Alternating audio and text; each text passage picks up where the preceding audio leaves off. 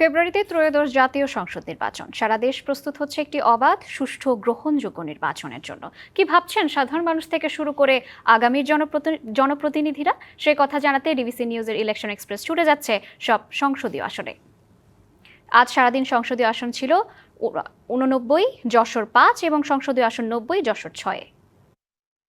স্বাগত জানাচ্ছি CSRM DBC election এক্সপ্রেসে। আমার সঙ্গে এই মুহূর্তে যুক্ত আছেন বা আমি আজকে সারাদিন থাকবো যশোর 5 এবং 6 আসনে। 54 বছরে অনেক এমপি পেয়েছেন, এমনকি মন্ত্রীও পর্যন্ত পেয়েছেন, কিন্তু সত্যিকার অর্থে ময়নামপুরের আপামর জনসাধারণের জাতি ধর্ম নির্বিশেষে কারোর জীবনমান, রাস্তাঘাট, তারপর প্রশাসন দুর্নীতি হয়নি, উন্নত হয়নি রাস্তাঘাটে তাদের জীবনমানের, এমনকি একটা স্বাস্থ্যসেবার ক্ষেত্রেও তাদের কোনো উন্নতি হয়নি।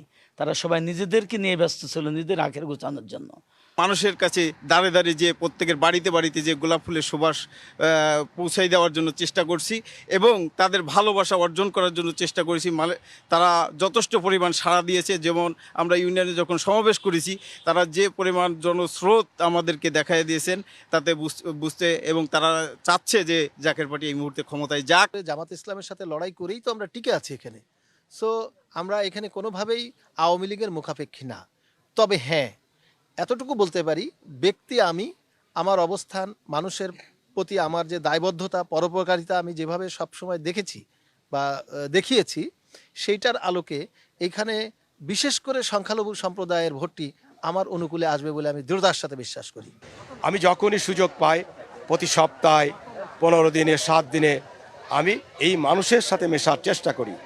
আমি মানুষের নার বুঝি। এই কেশবপুরের মানুষ সবসময় প্রগতিশীল। তারা কখনো ধর্মান্ধ মৌলবাদী কোনো গোষ্ঠীকে সাপোর্ট দেবে বলে আমার মনে হয় না। এই কারণে আমি মনে করি বিএনপির সাথে প্রতিদ্বন্দ্বিতা খুব একটা জামাতের হবে না, এটা আমার দৃঢ় বিশ্বাস। আমি যেহেতু একজন শিক্ষক, শিক্ষা ব্যবস্থার ত্রুটি বিচ্যুতিগুলো আমি জানি। আমাকে যদি দায়িত্বে আমি আসি, তাহলে আমি প্রথমত এই দেশের শিক্ষা ব্যবস্থার যত দুর্নীতি আছে এই দুর্নীতিগুলো মূলোৎপাটন করবো ইনশাআল্লাহ তাআলা।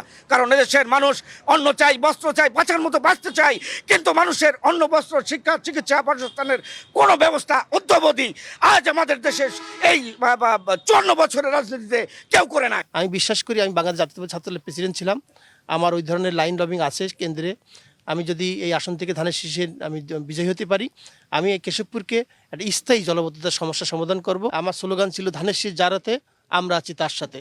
বাংলাদেশ জাতীয়তাবাদী দল ধানের শীষ প্রতীক যার হাতেই দিবেন, বাংলাদেশ জাতীয়তাবাদী দলের প্রতিটি নেতাকর্মী উচিত সেই তাকে নেতৃত্ব মেনেই ধানের শীষ প্রতীকের পক্ষে কাজ করা এবং ধানের শীষকে বিজয়ী করা। আগামীকাল থাকছে মাগুরা 1 এবং 2 আসন, সেখানে তুলে ধরার চেষ্টা করব বিভিন্ন রাজনৈতিক দলের তৃণমূল পর্যায়ের নেতাকর্মীরা কি ভাবছেন আগামী নির্বাচনকে কেন্দ্র করে। সঙ্গে থাকুন সিএসআরএম ডিবিসি ইলেকশন এক্সপ্রেস।